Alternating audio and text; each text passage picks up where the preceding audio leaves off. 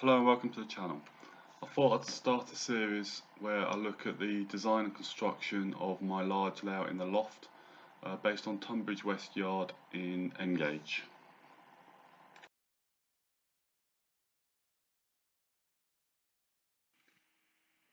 I first became aware of Tonbridge West Yard as a child back in 1993 when Paul Wade exhibited his 00 gauge layout at the Barrowing Furnace Railway exhibition.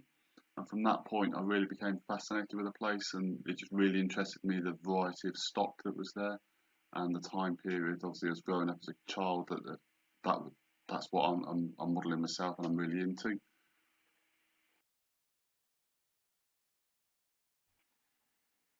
I really do have to thank Paul Wade for all the photographs and research material that he's kindly gave me. Without this material, it really would make it almost impossible for me to be able to achieve a layout to the design and hopefully as good as it potentially could be. Paul obviously did most of this research back in the 80s and early 90s, and the material he's given me is detailed extensively. There's thousands of photos and scale drawings and plans of all the buildings, which has made this so much easier to achieve.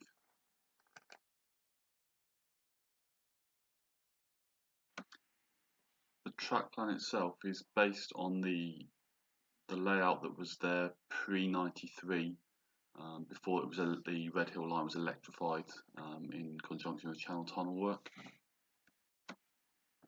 So what we have here is the overall track plan on the first iteration of the drawing we did in AnyRail. There's been various different changes as we went along, and we sort of looked at how trains operated, and then we would try and design it so that the layout would work easier.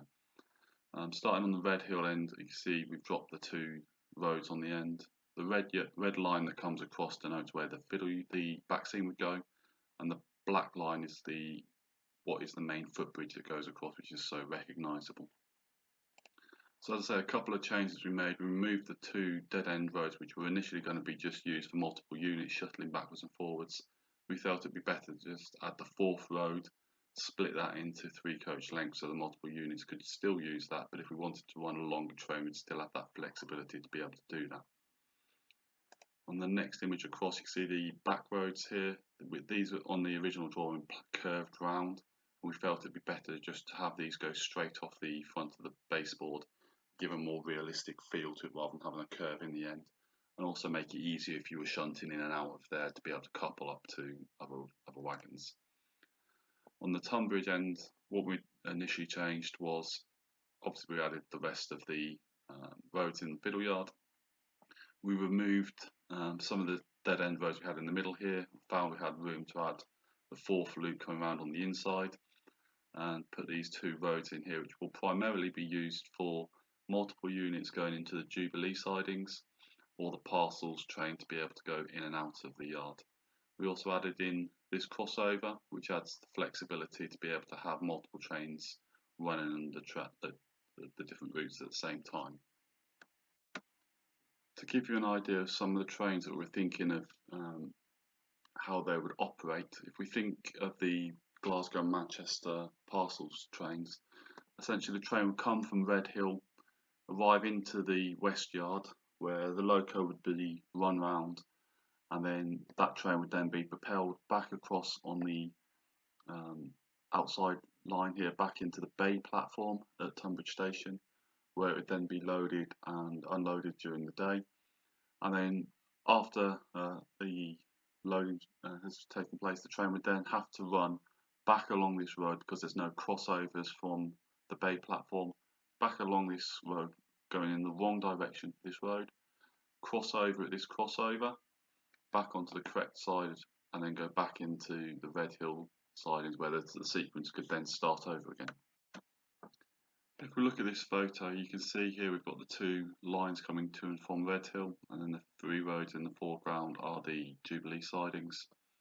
The DMU is stabled up on that dead end road that we talked about, and you can see how this road cuts across, joins up to go into the first platform here.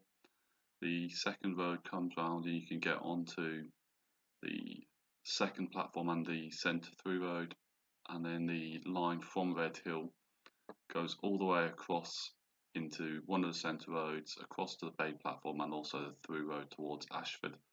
So you can essentially have the trains coming in from Red Hill, cross over this crossover going into platform, one of the three platforms here, or you've also got a train using the first platform coming across and going towards Red Hill.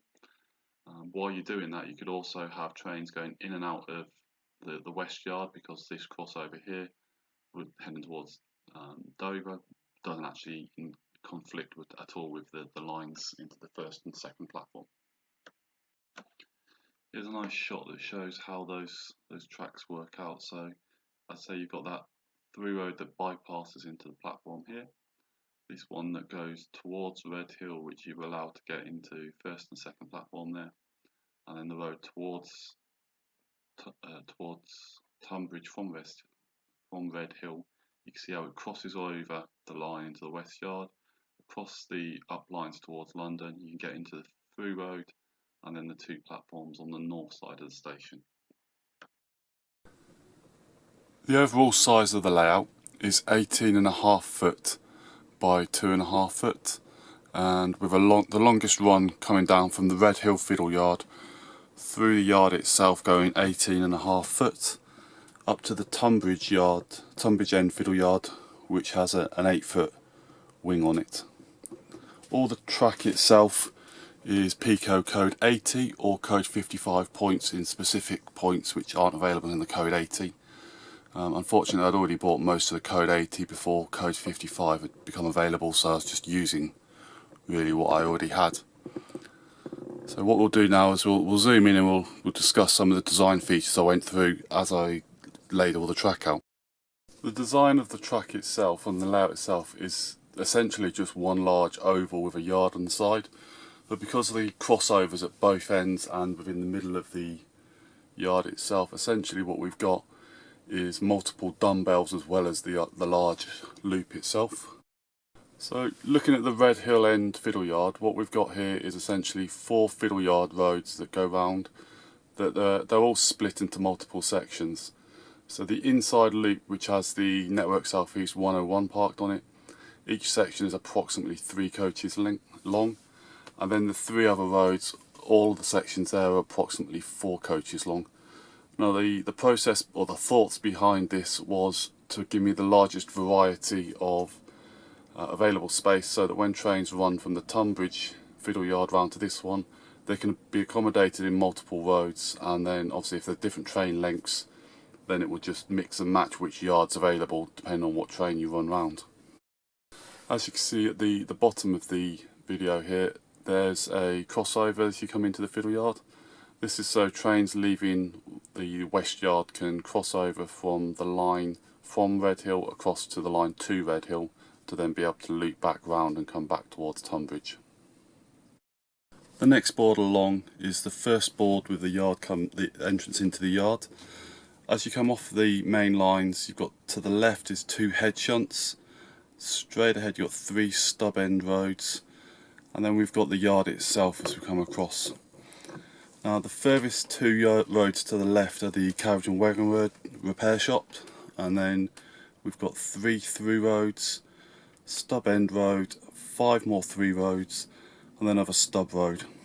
The lines to the right, the first 3 sidings are the Jubilee carriage sidings, which are used to store multiple units off peak, and then the 2 main lines going towards Tonbridge.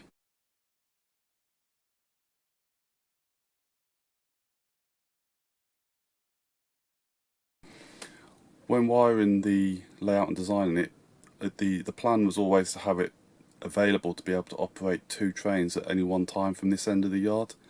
So essentially where the yellow ARC PTA wagons are is what we call the north side of the yard, and then the parcels train towards the main line is the south part. And these are wired independently so that you can have 2 operators using the same end of the yard at the same time, shunting both trains into the head shunt if you wanted to, or one coming into the head shunt while the other's leaving towards the main line. The next board along is just essentially a continuation of the yard itself. All the yard tracks at this point are either through roads or stub roads, depending on the configuration of the yard at that point. On the main line though, there is a crossover, and the main purpose of this crossover that will be used during operations is so that the parcels train can come out of the bay platform at Tonbridge. It runs wrong road initially, reaches this crossover, and then crosses over onto the line towards Tonbridge to run in the correct direction. On the fourth board along from Red Hill End, we've got the yard throat itself towards the station end. We've also got the head shunt for the Jubilee sidings where that joins the main line. At this point the main line sort of splits and goes in various different directions. If we work across from the right hand side of the image itself, the dead end road here is basically used for storing units or parcel stock. We have seen a couple of photos that do have a couple of like small engineering trains, that sort of thing in there. The next road along essentially is the bypass road into the platform, and then you've got the up and down roads which do split out like this on the real thing, with a crossover that goes into the yard itself. So you can pretty much run a train from any road, any of the two left hand roads into the yard, and at the same time also have trains coming from Red Hill or from a Dover direction and crossing over at the same point, so you can have multiple trains running at the same time. Board 5 is essentially the fiddle yard at the Tonbridge end of the layout. Where the main lines go in, there's a crossover so that you can get trains from the up and down line, and then that be able to simulate trains coming in and out of the West Yard, but also simulate the parcels train leaving from the bay platform on the north side of the station. The yard itself essentially is the same as the other end, with a large dumbbell on board 6. It's got 3 inside loops, which again that are split into 4 coach sections.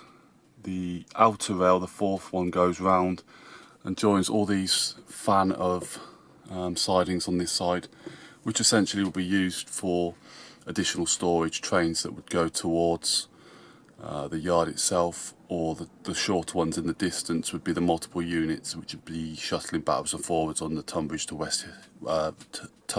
Red Hill service. There's you can see there's the junction that uses the third of the routes into the station itself, so you can, as I say, you can run multiple trains at the same time going in and out of the fiddle yard, going towards the yard or towards Red Hill.